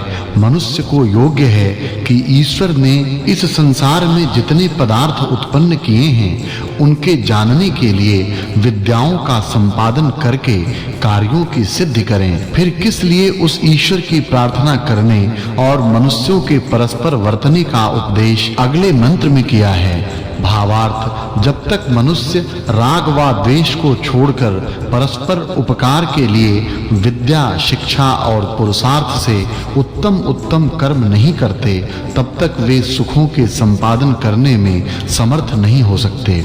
इसलिए सबको योग्य है कि परमेश्वर की आज्ञा में वर्तमान होकर सबका कल्याण करें। फिर वे कैसे वर्तें, इस विषय का उपदेश अगले मंत्र में किया है। भावार्थ, इस मंत्र में वाचक् लुप्तोपमा अलंकार है। मनुष्य को योग्य है कि अपने संतानों को निम्नलिखित ज्ञान कार्य में युक्त करें। जो कारण रूप नित्य अग्नि है, उससे ईश्वर की रचना में बिजली आदि कार्य रूप पदार्थ सिद्ध होते हैं। फिर उनसे जो सब जीवों के अन्न को पचाने वाले अग्नि के समान अनेक पदार्थ उत्पन्न होते हैं, उन सब अग्नियों को कारण रूप ही धारण करता है। जितने अग्नि के कार्य हैं, वे वायु के निमित्त से ही प्रसिद्ध होते हैं। उन सब कार्यों को संसारी लोग धारण करते हैं। अग्नि और वायु के बिना कभी किसी पदार्थ का धारण नहीं हो सकता इत्यादि। पहले सूक्त में वरुण के अर्थ के अनुषंगी अर्थात सहायक अग्नि शब्द से इस सूक्त में प्रतिपादन करने से पिछले सूक्त के अर्थ के साथ इस 26वें सूक्त के अर्थ की संगति जाननी चाहिए। ये पहले अष्टक के दूसरे अध्याय का 21वां वर्ग तथा पहले मंडल के छठे अनुवाक व 26वां सूक्त समाप्त हुआ। अब 27वें सूक्त का प्रारंभ है। उसके पहले मंत्र में अग्नि का प्रकाश किया है। भावार्थ, इस मंत्र में उपमा अलंकार है।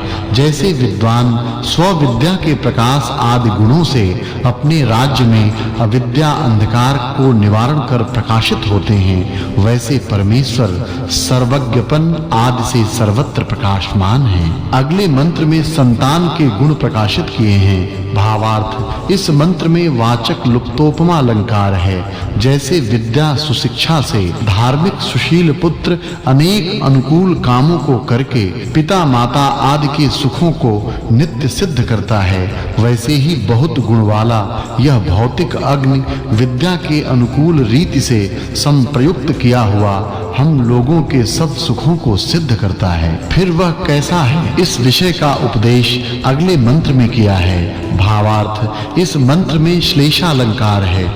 मनुष्य से उपासना किया हुआ ईश्वर व सम्यक सेवित विद्वान युद्ध में शत्रुओं से रक्षा करने वाला व रक्षा का हेतु होकर शरीर आदि व विमान आदि की रक्षा करके हम लोगों के लिए सब आयु देता है। अब अगले मंत्र में अग्नि शब्द से ईश्वर का प्रकाश किया है। भावार्थ, हे जगदीश्वर, आपने जैसे ब्रह्मा आदि महर्षि धार्मिक विद्वानों के आत्माओं में वेद द्वारा बोध का प्रकाश कर उनको उत्तम सुख दिया, वैसे ही हम लोगों के आत्माओं में बोध प्रकाशित कीजिए, जिससे हम लोग विद्वान होकर उत्तम धर्म कार्यों को सदा करते रहें। फिर मनुष्यों के प्रति विद्वानों को कैसे वर्तना चाहिए, इस विषय का उपदेश अगले मंत्र में किया है। भावार्थ, इस प्रकार जिन धार्मिक पुरुषार्थी पुरुषों से सेवन किया हुआ विद्वान सब विद्याओं को प्राप्त करा के उनको सुखयुक्त करे तथा इस जगत में उत्तम, मध्यम और निकृष्ट भेद से 3 प्रकार के भोग, लोक और मनुष्य हैं, इनको यथा बुद्धि विद्या देता रहे। फिर वह कैसा है, इस विषय का उपदेश अगले मंत्र में किया है। भावार्थ, इस मंत्र में वाचक् लुप्तोपमा अलंकार है। जैसे समुद्र के जलकण अलग हुए आकाश को प्राप्त होकर वहां इकट्ठे होकर बरसते हैं, वैसे ही विद्वान अपनी विद्या से सब पदार्थों का विभाग करके उनका बार-बार मनुष्यों के आत्माओं में प्रकाश किया करते हैं। फिर वह कैसा है, इस विषय का उपदेश अगले मंत्र में किया है। भावार्थ, जैसे जगदीश्वर अनादि काल से वर्तमान प्रजा की रक्षा, रचना और व्यवस्था करने वाला है, वैसे जो मनुष्य इस सर्वव्यापी सब प्रकार की रक्षा करने वाले परमेश्वर की उपासना कर यथोक्त काम करता है, उसको कभी पीड़ा व पराजय नहीं होता। भावार्थ, जैसे कोई जीव अनंत शुभ गुण युक्त परिणाम सहित सबसे उत्तम परमेश्वर के गुणों की न्यूनता व उसका परिणाम करने के योग्य नहीं हो सकता, जिसका सब ज्ञान निर्भ्रम है, वैसे जो मनुष्य वर्तता है वही सब राजकार्यों का स्वामी नियत करना चाहिए। भावार्थ, जो मनुष्य को सब दुख रूपी सागर से पार करने और युद्ध में विजय देने वाले विद्वान हैं, वही अच्छे विद्वानों के समागम से सेना का अधिपति होने योग्य हैं। भावार्थ, इस मंत्र में पूर्णोपमा अलंकार है। युद्ध विद्या के जानने वाले के गुणों को श्रवण किए बिना इसका ज्ञान नहीं होता, और जो प्रजा के सुख के लिए अति तीक्ष्ण स्वभाव वाले शत्रुओं के बल के नाश करन हारे भृत्यों को अच्छी प्रकार शिक्षित करता है, वही प्रजा पाल में योग्य होता है। अब अगले मंत्र में भौतिक अग्नि के गुण प्रकाशित किए हैं। भावार्थ, जो सब प्रकार श्रेष्ठ, किसी से छिन्न भिन्न करने में नहीं आता, सबका आधार, सब आनंद का देने वाला वह विज्ञान समूह परमेश्वर है, और जिसने महागुण युक्त भौतिक अग्नि रचा है, वही उत्तम कर्म व शुद्ध विज्ञान में हम लोगों को सदा प्रेरणा करे। फिर वह कैसा है, इस विषय का उपदेश अगले मंत्र में किया है। भावार्थ, इस मंत्र में उपमा अलंकार है। जैसे पूर्ण धन वाला विद्वान मनुष्य धन भोगने योग्य पदार्थों से सब मनुष्यों को सुख संयुक्त करता है और सबकी वार्ताओं को सुनता है, वैसे ही जगदीश्वर सब की हुई स्तुति को सुनकर उनको सुख संयुक्त करता है। अब अगले मंत्र में सबका अवश्य सत्कार करना है, इस बात का प्रकाश किया है। भावार्थ, इस मंत्र में ईश्वर का यह उपदेश है कि मनुष्यों को चाहिए अभिमान छोड़कर अन्नादि से सब उत्तम जनों का सत्कार करें, अर्थात जितना धन पदार्थ आदि उत्तम बातों से अपना सामर्थ्य हो उतना उनका संग करके विद्या प्राप्त करें, किंतु उनकी कभी निंदा न करें। पिछले सूक्त में अग्नि का वर्णन है, उसको अच्छे प्रकार जानने वाले विद्वान ही होते हैं। उनका यहाँ वर्णन करने से 26वें सूक्तार्थ के साथ इस 27वें सूक्त की संगति जाननी चाहिए। यह पहले अष्टक के दूसरे अध्याय का 24वां वर्ग और पहले मंडल के छठे अनुवाक का 27वां सूक्त समाप्त हुआ। अब 28वें सूक्त का प्रारंभ है। उसके पहले मंत्र में कर्म के अनुष्ठान करने वाले जीव को जो करना चाहिए इस विषय का उपदेश किया है। भावार्थ, ईश्वर उपदेश करता है कि हे मनुष्यों, तुम यव आदि औषधियों के असार निकालने और सार लेने के लिए भारी से पत्थर में जैसा चाहिए वैसा गड्ढा करके उसको भूमि में गाड़ो, और वह भूमि से कुछ ऊंचा रहे, जिससे कि नाज के सार व असार का निकालना अच्छे प्रकार बने। उसमें यव आदि अन्न स्थापन करके मूसल से उसको कूटो। फिर वे कैसे हैं, इस विषय का उपदेश अगले मंत्र में किया है। भावार्थ, इस मंत्र में उपमा अलंकार है। मनुष्यों को योग्य है कि जैसे दोनों जांघों के सहाय से मार्ग का चलाना सिद्ध होता है, वैसे ही एक तो पत्थर की शिला नीचे रखें और दूसरा ऊपर से पीसने के लिए बट्टा, जिसको हाथ में लेकर पदार्थ पीसे जाएं। इनसे औषधि आदि पदार्थों को पीसकर यथावत भक्ष आदि पदार्थों को सिद्ध करके खावें। वह भी दूसरा साधन उखली मूसल के समान बनाना चाहिए। अब अगले मंत्र में यह विद्या कैसे ग्रहण करनी चाहिए इस विषय का उपदेश किया है। भावार्थ, जैसे उलूखल विद्या जो भोजनादि के पदार्थ सिद्ध करने वाली है, गृह संबंधी कार्य करने वाली होने से यह विद्या स्त्रियों को नित्य ग्रहण करनी और अन्य स्त्रियों को सिखानी भी चाहिए। जहाँ पाक सिद्ध किए जाते हों, वहाँ यह सब उलूखल आदि साधन स्थापन करने चाहिए, क्योंकि इनके बिना कूटना पीसना आदि क्रिया सिद्ध नहीं हो सकते। इसी के संबंधी और भी साधन का अगले मंत्र में उपदेश किया है। भावार्थ, इस मंत्र में उपमा अलंकार है। ईश्वर उपदेश करता है कि हे विद्वानों, जैसे सूर्य अपनी किरणों के साथ भूमि को आकर्षण शक्ति से बांधता और जैसे सारथी रश्मियों से घोड़े को नियम में रखता है, वैसे ही मथने, बांधने और चलाने की विद्या से दूध आदि व औषधि आदि पदार्थों से मक्खन आदि पदार्थों को युक्ति के साथ सिद्ध करो। उक्त उलूखल से क्या करना चाहिए इस विषय का उपदेश अगले मंत्र में किया है। भावार्थ इस मंत्र में उपमा अलंकार है। सब घरों में उलूखल और मूसल का स्थापन चाहिए।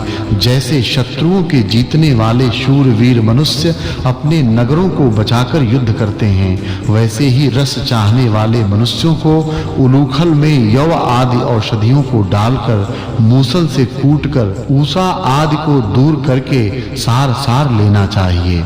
फिर वह किस लिए ग्रहण करना चाहिए, इस विषय का उपदेश अगले मंत्र में किया है। भावार्थ इस मंत्र में वाचक् लुप्तोपमा अलंकार है। जब पवन सब वनस्पतियों औषधियों को अपने वेग से स्पर्श कर बढ़ाता है, तभी प्राणी उनको उलूखल में स्थापन करके उनका सार से सकते और रस भी पीते हैं। इस वायु के बिना किसी पदार्थ की वृद्धि व पुष्टि संभव नहीं हो सकती। फिर मूसल और उलूखल कैसे हैं, इस विषय का उपदेश अगले मंत्र में किया है। भावार्थ इस मंत्र में उपमा अलंकार है। जैसे खाने वाले घोड़े रथ आदि को वहते हैं, वैसे ही मूसल और उखरी से पदार्थों को अलग-अलग करने आदि अनेक कार्यों को सिद्ध करते हैं। फिर वे कैसे करने चाहिए, इस विषय का उपदेश अगले मंत्र में किया है। भावार्थ जैसे पत्थर से मूसल और उखरी होते हैं, वैसे ही काष्ठ,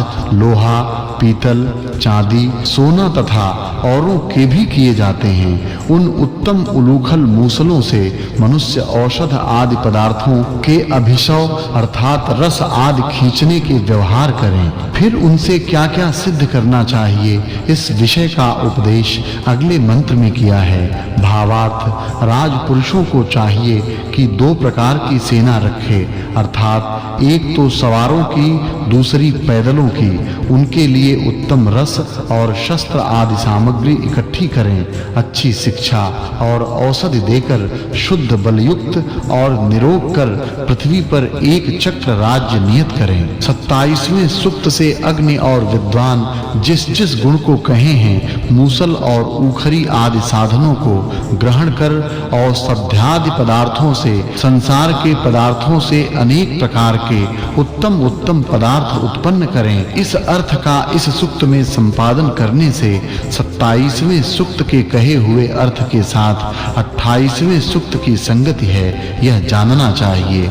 यह पहले अष्टक के दूसरा अध्याय का 26वां वर्ग और पहले मंडल के छठे अनुवाक का 28वां सूक्त समाप्त हुआ। अब 29वें सूक्त का आरंभ है। उसके पहले मंत्र में इंद्र शब्द से न्यायाधीश के गुणों का प्रकाश किया है। भावार्थ इस मंत्र में उपमा अलंकार है। जैसे आलस्य के कारण मनुष्य अश्रेष्ठ अर्थात कीर्ति रहित होते हैं, वैसे हम लोग भी जो कभी हों तो वह न्यायाधीश हम लोगों को प्रशंसनीय पुरुषार्थ और गुणयुक्त करे, जिससे हम लोग पृथ्वी आदि राज्य और बहुत उत्तम हाथी, घोड़े, गौ, बैल आदि पशुओं को प्राप्त होकर उनका पालन व उनकी वृद्धि करके उनके उपकार से प्रशंसा वाले हों। फिर वह विभूति युक्त सभाध्यक्ष कैसा है, इस विषय का उपदेश अगले मंत्र में किया है। भावार्थ मनुष्य को इस प्रकार जगदीश्वर की प्रार्थना करनी चाहिए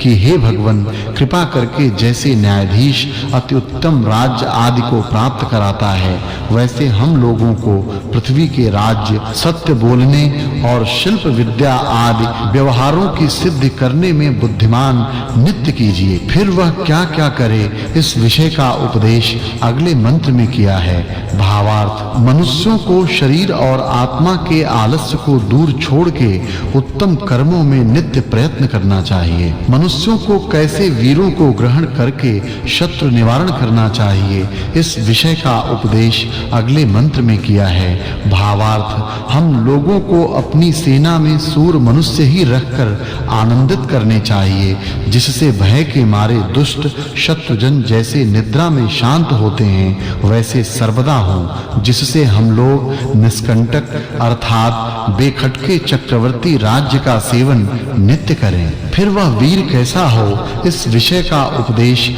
अगले मंत्र में किया है। भावार्थ इस मंत्र में वाचक् लुप्तोपमा अलंकार है।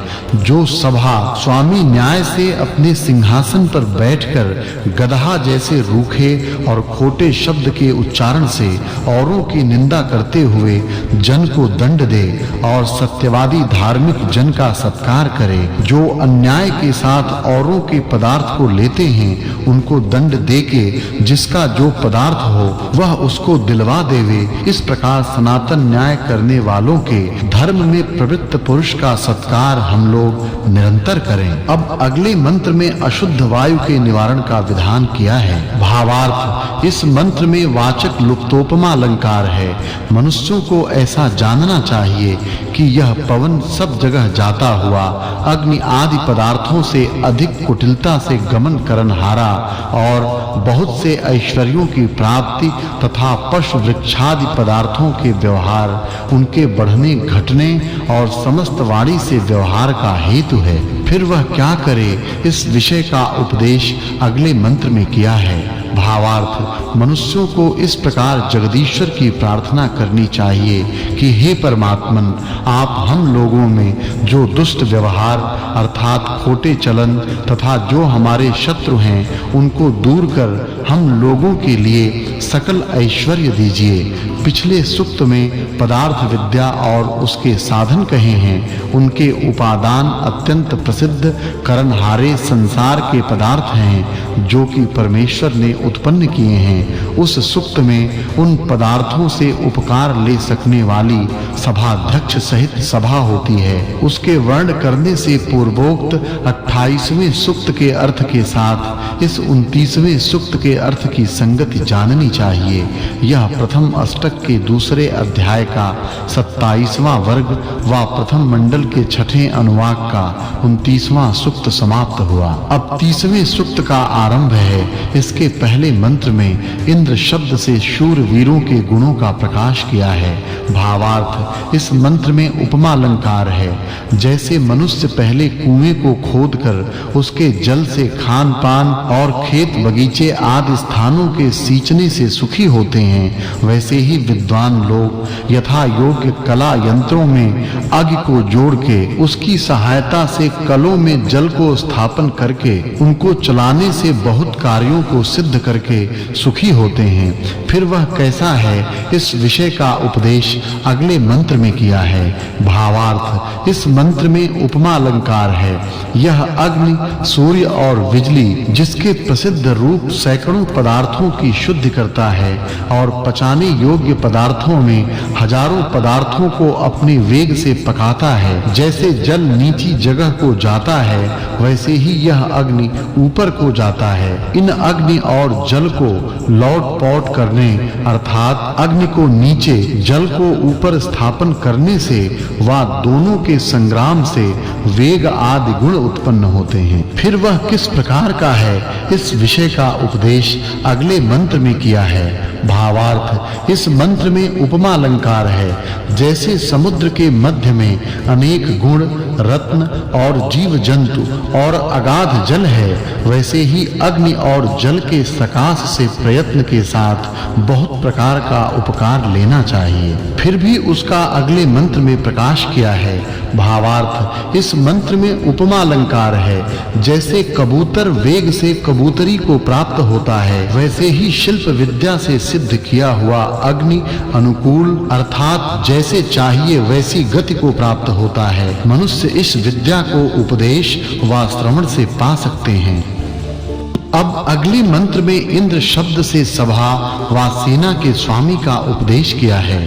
भावार्थ, इस मंत्र में पिछले तीसरे मंत्र से मदाय, सुष्मिणे, न इन तीन पदों की अनुवृत्ति है। हम लोगों को सबका स्वामी जो वेदोक्त गुणों से परिपूर्ण विज्ञानरत ऐश्वर्य युक्त और यथा योग्य न्याय करने वाला सभाध्यक्ष व सेनापति विद्वान है, उसी को न्यायाधीश मानना चाहिए। फिर यह सभाध्यक्ष व सेनापति कैसा है, इस विषय का उपदेश अगले मंत्र में किया है। भावार्थ, सत्य आचार विचारशील और ध्यानावस्थित पुरुषों को योग्य है कि जो अपने आत्मा में अंतर्यामी जगदीश्वर है, उसकी आज्ञा से सभापति व सेनापति के साथ सत्य और मिथ्या वा करने और न करने योग्य कामों का निश्चय किया करें। इसके बिना कभी किसी को विजय व सत्य बोध नहीं हो सकता। जो सर्वव्यापी जगदीश्वर न्यायाधीश को मानकर व धार्मिक शूरवीर को सेनापति करके शत्रुओं के साथ युद्ध करते हैं, उन्हीं का निश्चय से विजय होता है, औरों का नहीं। फिर ईश्वर व सेनाध्यक्ष कैसे हैं, इसका उपदेश अगले मंत्र में किया है। भावार्थ, इस मंत्र में श्लेषालंकार है। मनुष्यों को परस्पर मित्रता संपादन कर अलभ्य पदार्थों की रक्षा और सब जगह विजय करना चाहिए तथा परमेश्वर और सेनापति का नित्य आश्रय करना चाहिए। और यह भी स्मरण रखना चाहिए कि उक्त आश्रय से ही उत्तम कार्य सिद्ध होने योग्य हों। सो ही नहीं किंतु विद्या और पुरुषार्थ भी उनके लिए करने चाहिए। वह किसके साथ प्राप्त हो, इस विषय का उपदेश अगले मंत्र में किया है। भावार्थ, जहां मनुष्य सभा व सेना के स्वामी का सेवन करते हैं, वहां सभाध्यक्ष अपनी सेना के अंग व अन्नादि पदार्थों के साथ उनके समीप स्थिर होता है। इसकी सहायता के बिना किसी को सत्य सत्य सुख व विजय नहीं होते हैं। अब ईश्वर और सेनाध्यक्ष की प्रार्थना सब मनुष्यों को करनी चाहिए। इस विषय का उपदेश अगले मंत्र में किया है। भावार्थ, ईश्वर मनुष्यों को उपदेश करता है कि हे मनुष्यों, तुमको औरों के लिए ऐसा उपदेश करना चाहिए कि जो अनादि कारण से अनेक प्रकार के कार्यों को उत्पन्न करता है तथा जिसकी उपासना पहले विद्वानों ने की व अब करते और अगले करेंगे, उसी की उपासना नित्य करनी चाहिए।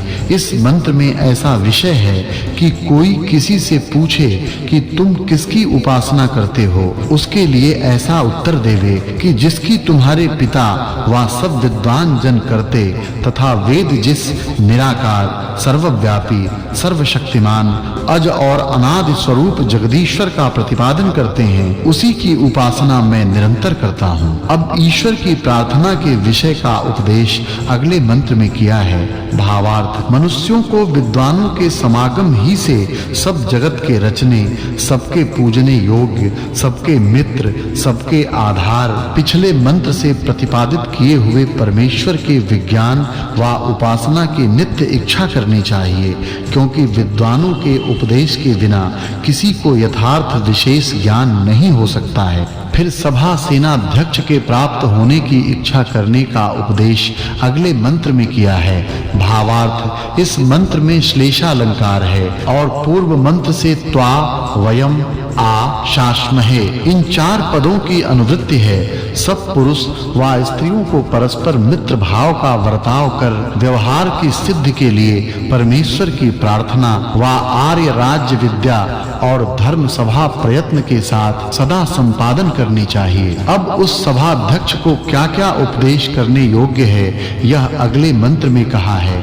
भावार्थ, जैसे सबका हित चाहने वाला और सकल विद्या युक्त सभा सेनाध्यक्ष निरंतर प्रजा की रक्षा करे, वैसे ही प्रजा सेना के मनुष्यों को भी उनकी रक्षा करनी चाहिए। उसमें क्या-क्या स्थापन करके सब मनुष्यों को सुखयुक्त होना चाहिए, इस विषय का उपदेश अगले मंत्र में किया है। भावार्थ, यहाँ वाचक् लुप्तोपमा अलंकार है।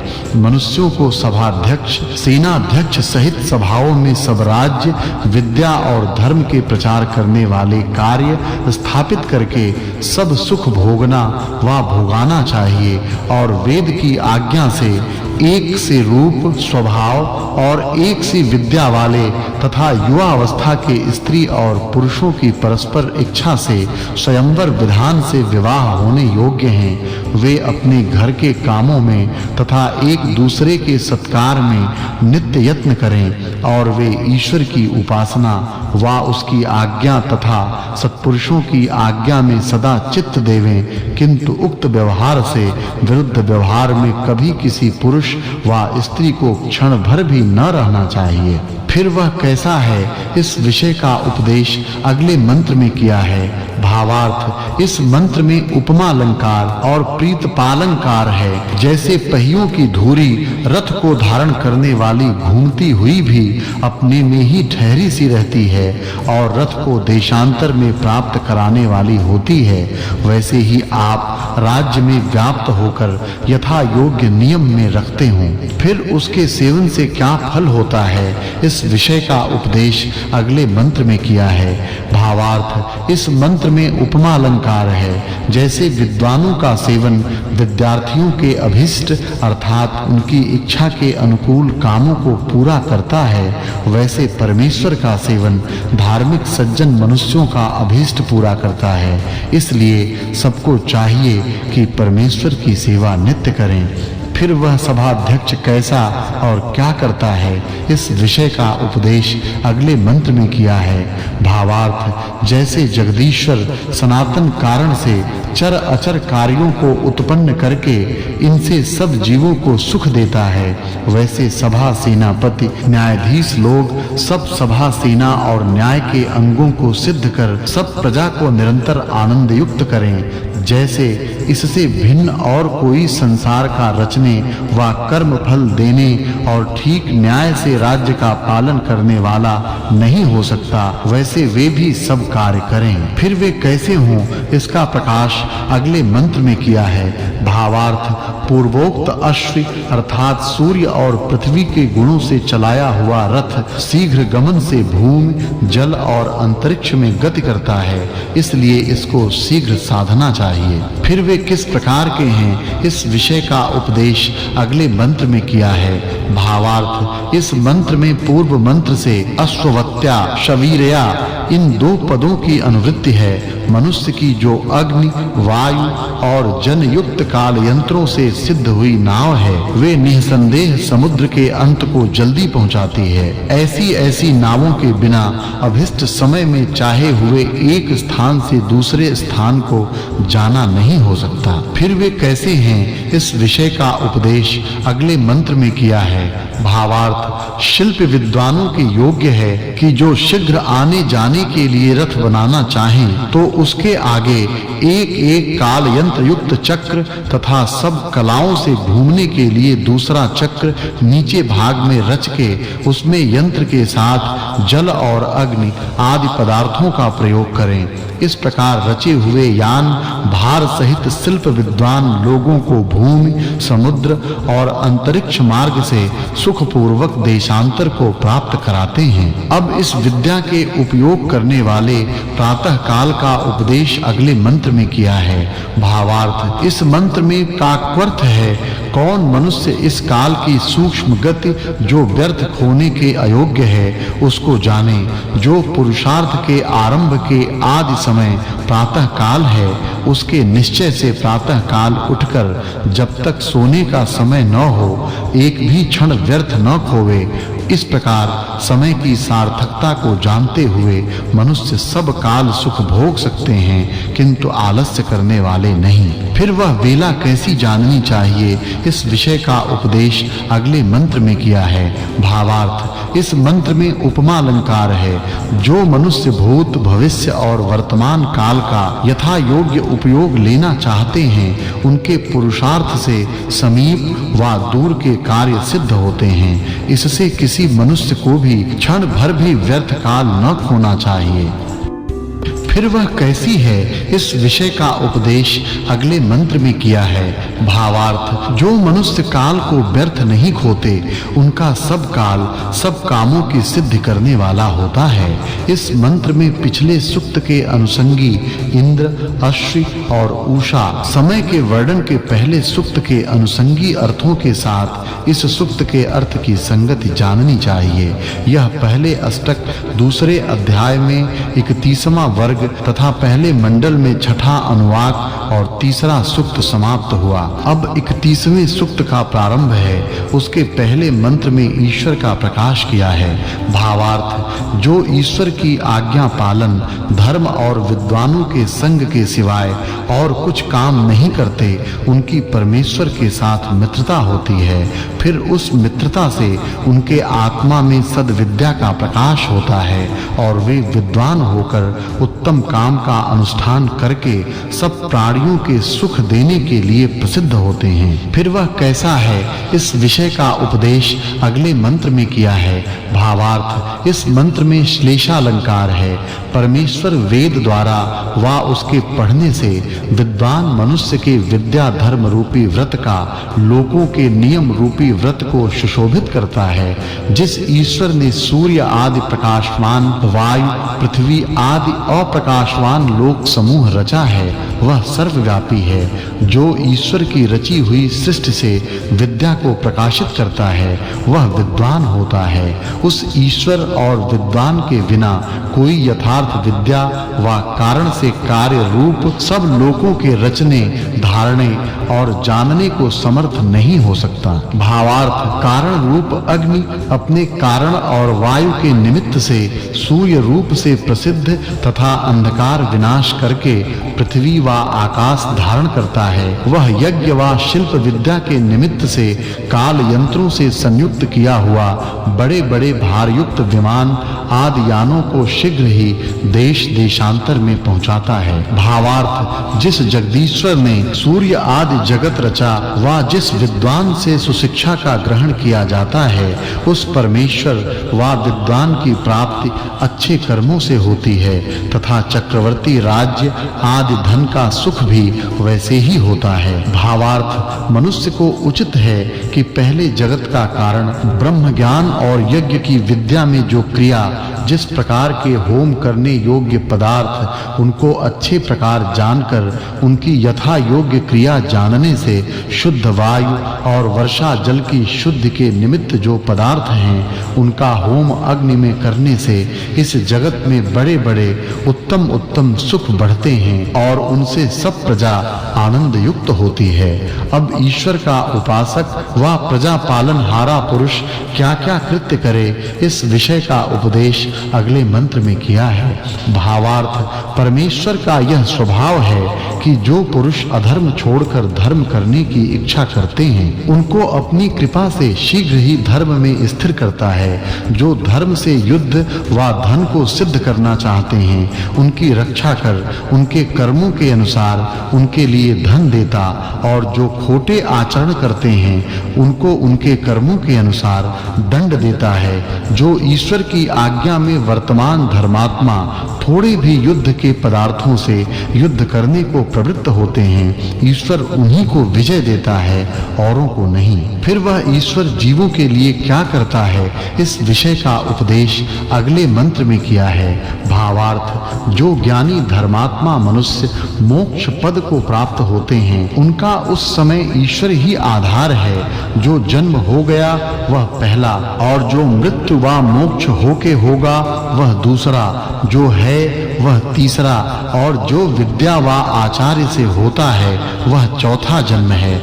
ये चार जन्म मिलके एक जन्म जो मोक्ष के पश्चात होता है, वह दूसरा जन्म है। इन दोनों जन्मों के धारण करने के लिए सब जीव प्रवृत्त हो रहे हैं। यह व्यवस्था ईश्वर के अधीन है। फिर परमात्मा का उपासक प्रजा के वास्ते कैसा हो, इस विषय का उपदेश अगले मंत्र में किया है। भावार्थ, मनुष्यों को परमेश्वर की इस प्रकार प्रार्थना करनी चाहिए कि हे परमेश्वर, कृपा करके हम लोगों में उत्तम धन देने वाली, सब शिल्प विद्या के जानने वाले उत्तम विद्वानों को सिद्ध कीजिए, जिससे हम लोग उनके साथ नवीन पुरुषार्थ करके पृथ्वी के राज्य और सब पदार्थों के यथा योग्य उपकार ग्रहण करें। भावार्थ, फिर भी ईश्वर की इस प्रकार प्रार्थना करनी चाहिए कि हे भगवान, जब आप जन्म दें तब श्रेष्ठ विद्वानों के संपर्क में जन्म दें और वहां हम लोगों को सर्व विद्या युक्त कीजिए, जिससे हम लोग सब धनों को प्राप्त होकर सदा सुखी हों भावार्थ जैसे पिता संतानों द्वारा मान और सत्कार करने के योग्य है, वैसे प्रजाजनों द्वारा सभापति राजा है। फिर वह कैसा है और क्या करे, इस विषय का उपदेश अगले मंत्र में किया है। भावार्थ ईश्वरोक्त व्यवस्था करने वाले वेद शास्त्र और राजनीति के बिना प्रजा पालनहारा सभापति राजा प्रजा नहीं पाल सकता, और प्रजा राजा के अज्ञ संतान के तुल्य होती है। इससे सभापति राजा पुत्र के समान प्रजा को शिक्षा देवे। अगले मंत्र में भी सभापति का उपदेश किया है। भावार्थ सभापति राजा ईश्वर के जो संसार की धारण और पालना आदि गुण हैं, उनके तुल्य उत्तम गुणों से अपने राज्य के नियम में प्रवृत्त जनों की निरंतर रक्षा करे। अब अगले मंत्र से भौतिक अग्नि गुणयुक्त सभा स्वामी का उपदेश किया है। भावार्थ इस मंत्र में उपमा अलंकार है। जैसे विद्यार्थी लोग अध्यापक अर्थात पढ़ाने वालों से उत्तम विचार के साथ उत्तम विद्याओं का सेवन करते हैं, वैसे तू भी धार्मिक विद्वानों के उपदेश के अनुकूल होके राजधर्म का सेवन करता रह। भावार्थ इस मंत्र में उपमा अलंकार है। जैसे पिता अपने संतानों को पालना व उनको धन देता व शिक्षा आदि करता है, वैसे राजा सब प्रजा को धारण करने और सब जीवों को यथा योग्य धन देने से उनके कर्मों के अनुसार सुख दुख देता रहे। फिर वह क्या करता है, इस विषय का उपदेश अगले मंत्र में किया है। भावार्थ इस मंत्र में उपमा अलंकार है। जो सबके सुख करने वाले पुरुषार्थी मनुष्य यत्न के साथ यज्ञों को करते हैं, वे जैसे सूर्य सबको प्रकाशित करके सुख देता है, वैसे ही सबको सुख देने वाले होते हैं। जैसे युद्ध में प्रवृत्त हुए वीरों को शस्त्रों के घातों से बख्तर बचाता है, वैसे ही सभापति राजा और राजजन सब धार्मिक सज्जनों की सब दुखों से रक्षा करते रहें। यह पहले अष्टक के दूसरे अध्याय में 34वां वर्ग समाप्त हुआ। भावार्थ जब मनुष्य सत्य भाव से अच्छे मार्ग को प्राप्त करना चाहते हैं, तब जगदीश्वर उनको उत्तम ज्ञान का प्रकाश करने वाले विद्वानों का संग करने के लिए प्रीति और जिज्ञासा अर्थात उनके उपदेश को जानने की इच्छा उत्पन्न करता है। इससे वे श्रद्धालु हुए अत्यंत दूर भी बसने वाले सत्यवादी योगी विद्वानों के समीप जा उनका संग कर अभिष्ट बोध प्राप्त कर धर्मात्मा होते हैं। भावार्थ जिन मनुष्यों ने विद्या धर्मानुष्ठान और प्रेम से सभापति की सेवा की है, वह उनको उत्तम धर्म के कामों में लगाता है। फिर वह कैसा है, इसका प्रकाश अगले मंत्र में किया है। भावार्थ जो मनुष्य वेद की रीति से धर्मयुक्त व्यवहार को करते हैं, वे ज्ञानवान और श्रेष्ठ मति वाले होकर जिस उत्तम विद्वान की सेवा करते हैं, वह उनको श्रेष्ठ सामर्थ्य और उत्तम विद्या संयुक्त करता है। इस सूक्त में सेनापति आदि के अनुयोगी अर्थों के प्रकाश से पिछले सूक्त के साथ इस सूक्त की संगति जाननी चाहिए। यह पहले अष्टक में दूसरे अध्याय का 35वां वर्ग व पहले मंडल के 7वें अनुवाक में 31वां सूक्त समाप्त हुआ। अब 32वें सूक्त का प्रारंभ है। उसके पहले मंत्र में इंद्र शब्द से सूर्य लोक की उपमा करके राजा के गुणों का प्रकाश किया है। भावार्थ इस मंत्र में उपमा अलंकार है। ईश्वर का उत्पन्न किया हुआ यह अग्निमय सूर्य लोक जैसे अपने स्वाभाविक गुणों से युक्त अन्नादि प्रकाश आकर्षण दाह छेदन और वर्षा की उत्पत्ति के निमित्त कामों को दिन रात करता है, वैसे जो प्रजा के पालन में तत्पर राजपुरुष हैं, उनको भी नित्य प्रति करना चाहिए।